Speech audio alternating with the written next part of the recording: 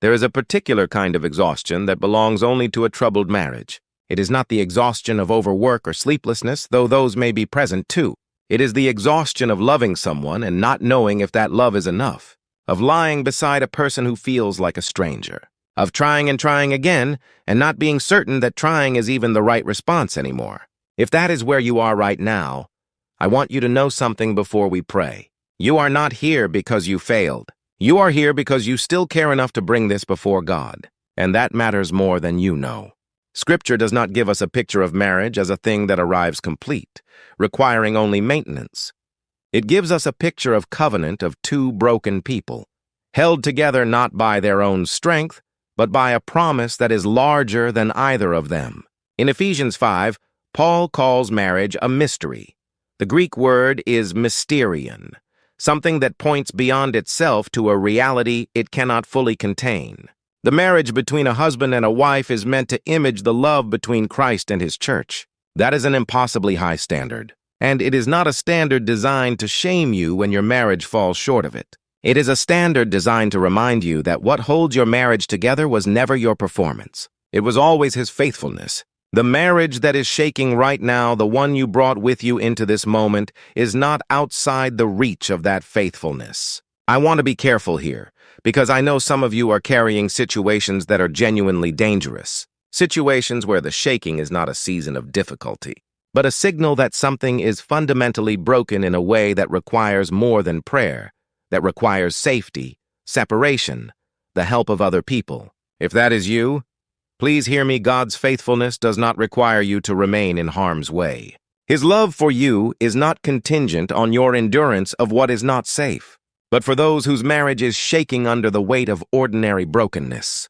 The accumulated distance, the unresolved wounds, the patterns that have calcified over years, I want to offer this. The God who made you made marriage. He is not surprised by what is happening in yours. He is not disappointed in a way that has withdrawn his presence. He is here, in this moment, in whatever room you are sitting in, with whatever weight you are carrying, and he invites you to bring it to him. Not because prayer is a formula that fixes marriages, but because bringing what is real before the God who is real is itself an act of faith. And faith, even the small, exhausted, barely holding kind, is what he works with. Let us pray.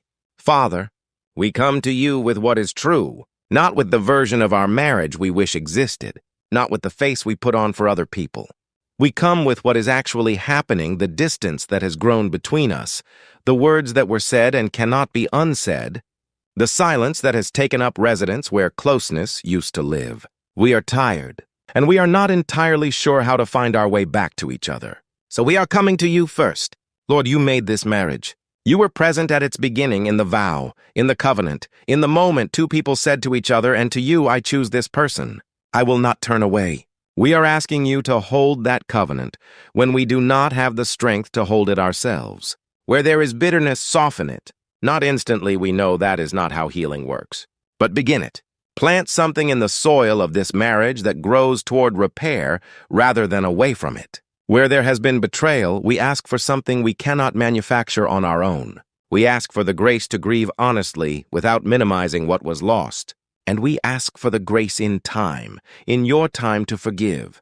Not because forgiveness is easy, not because what was done was acceptable, but because we have been forgiven a debt we could never repay, and that forgiveness is supposed to move through us. Where we have been unkind, where we have said things designed to wound, where we have withheld what our spouse needed, where we have been present in body and absent in every way that matters, we ask for your forgiveness, and we ask for the courage to ask for it from each other. Lord, where this marriage needs professional help, a counselor, a pastor, a trusted community, give us the humility to reach for it.